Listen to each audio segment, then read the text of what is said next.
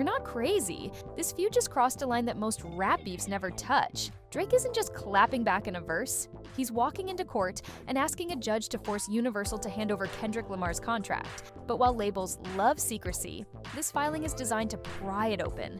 And tonight, we're breaking down what he wants, why it matters, and how this could flip the industry's power balance in plain sight, on the record, with receipts. Here's the setup in one breath.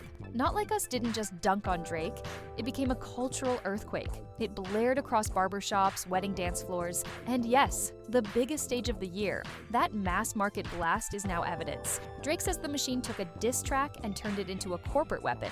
And if that's true, the paper trail lives inside Universal's servers, emails, and contracts. The new demand is simple to say and brutal to fight. Show us Kendrick's recording agreement and the label's communications around the song's rollout. The reason? Control. If a contract shows the label can approve content and marketing strategy, Drake can argue Not Like Us wasn't just fan-driven chaos, it was corporate-enabled, top to bottom.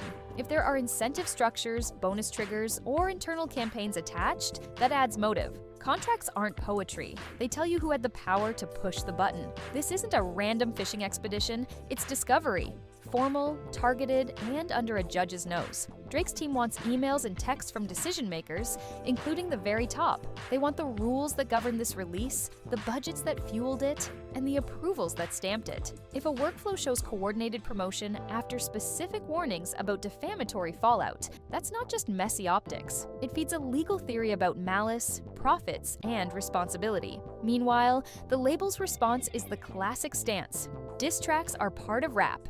Artists speak their minds. Executives don't micromanage every bar. They'll say the internet did what the internet does. They'll say discovery should be narrow. They'll say, show us the harm. But Drake's argument is that harm is the point, and the scale was engineered, not accidental. If he proves the company lit the fuse and kept stoking it, the court can punish the process that made the viral blaze. Let's talk about the contract itself, because that's the grenade. A modern superstar deal can be a maze of definitions. Masters, options, delivery requirements, approvals, marketing commitments, and so on. Buried in there could be language about label rights to approve videos, to veto releases, to clear artwork, to time drops against tentpole events. If Not Like Us connected to those levers, the contract becomes a roadmap, and Drake wants to drive straight down it. Why Kendrick's contract and not just emails? Because emails are messy, emotional, and deniable. Contracts are steel. They lay out who owes what to whom. If a clause says the label can withhold or delay content that creates legal exposure, then choosing not to exercise that power becomes a choice, not an accident. And choices in law carry consequences. That's the shift from "we couldn't control this" to "we decided not to." There's also the money trail. Big records aren't just vibes. They're budgets, ad buys, radio pushes, playlist targeting, sync placements, and PR grids. If the discovery shows a surge in spend aligned with inflammatory moments, you start to see intent. Maybe there's a slide deck framing controversy as conversion. Maybe there's a campaign calendar that circles a televised moment to supercharge the song's reach. That's the kind of exhibit a jury understands in about 3 seconds. Now, timing. Filing for a contract this late in the feud says Drake believes the judge will let him pry deeper than the label expected. That means prior wins in discovery, small but important ones, have stacked up.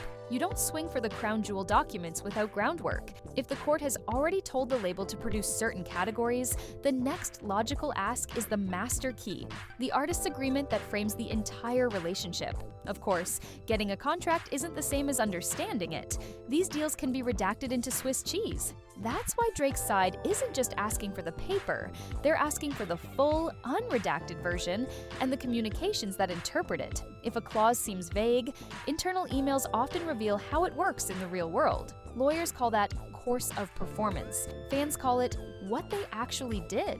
Let's bring this back to the stage that supercharged everything. A diss track that becomes a national halftime moment is no longer a niche culture war. It's commerce at the biggest scale. Brands, broadcasters, and award campaigns. Drake says that turning a smear into a stadium sing-along crossed a legal line. The counter is that music history is full of sharp elbows and outrageous claims. But the law doesn't care about tradition. It cares about evidence and intent. And that's why social media matters here more than usual. X posts, trending charts, and algorithm spikes create a public record of timing.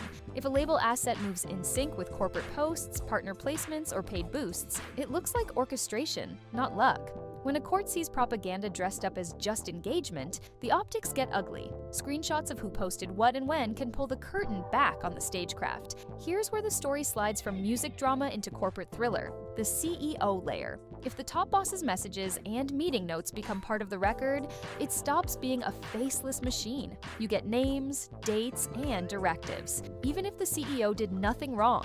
The mere act of discovery forces the company to defend process, not just outcomes. And that defense can crack if lower-level threads contradict the polished line from the podium. Fans watching at home want the twist, so here it is. Quietly, Drake's team has already scored a few procedural wins that make this bolder ask possible. Permissions to serve subpoenas, denials of motions to stall discovery. Each step moved the goalposts. Now, the contract demand plays like a mid-game blitz. Catch the defense scrambling, read the coverage, and hit the open route. That's how lawsuits snowball. One ruling tilts the next. So what happens if the court says yes? First, protective orders. The contract won't just leak onto TikTok, it'll land under seal or with redactions. But even a partially revealed agreement can shift momentum. Bullet points on approval rights, delivery obligations, or marketing vetoes become anchors for future motions. A single clause can become the star witness. And if emails tie that clause to a controversial decision, that's the story in one slide. If the court says no, that's still a story. A denial can be appealed. It can also fire up public opinion.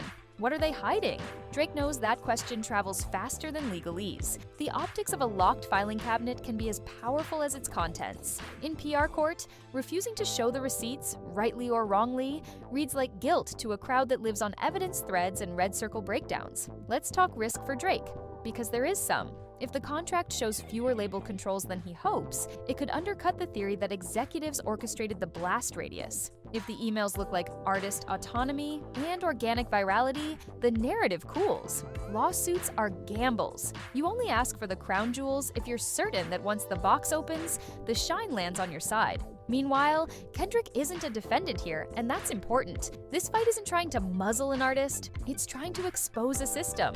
Drake is saying the machine picked a side, juiced the moment, and cashed the check.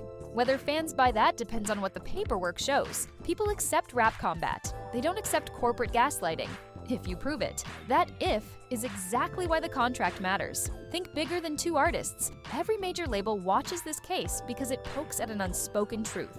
Controversy converts. If a court forces transparency on how that conversion is engineered, the old playbook gets risky.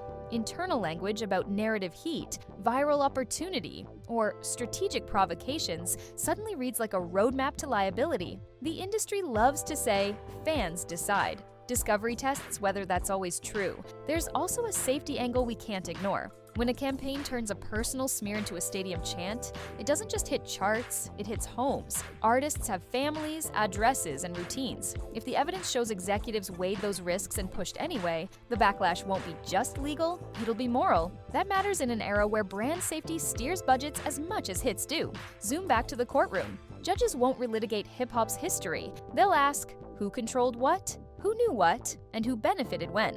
Contracts answer control. Emails answer knowledge. Revenue reports answer benefit. Put all three on one timeline, and you get a picture that either looks like a coincidence or a plan. Drake is betting you'll see the plan once the documents see daylight. So where does this go next? Expect hearings over scope, fights over redactions, and maybe, just maybe, a compromise. Limited contract access for counsel's eyes, with summaries on the public docket. Even that is a win for transparency. Once you admit a clause exists, you can't pretend it doesn't. And once jurors hear it out loud, you can't unring the bell. For fans, the headline writes itself.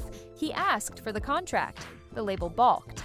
The judge decides, but the deeper story is about modern music empires, how they manufacture moments, and what happens when one of their biggest stars kicks the door and yells, "Prove it." If Drake gets even half of what he's demanding, the next wave of filings will be louder than any verse. And if he doesn't, the court of public opinion will still do what it does: ask for receipts. Either the company brings them, or Drake keeps pressing until someone does. That's why this isn't just another round in a diss track saga. It's a referendum on who controls culture, the artists we see, or the institutions we don't. We'll track every motion, every hearing, every redaction. If the contract cracks open, we'll walk you through it line by line, clause by clause, with clean translations from legal to human.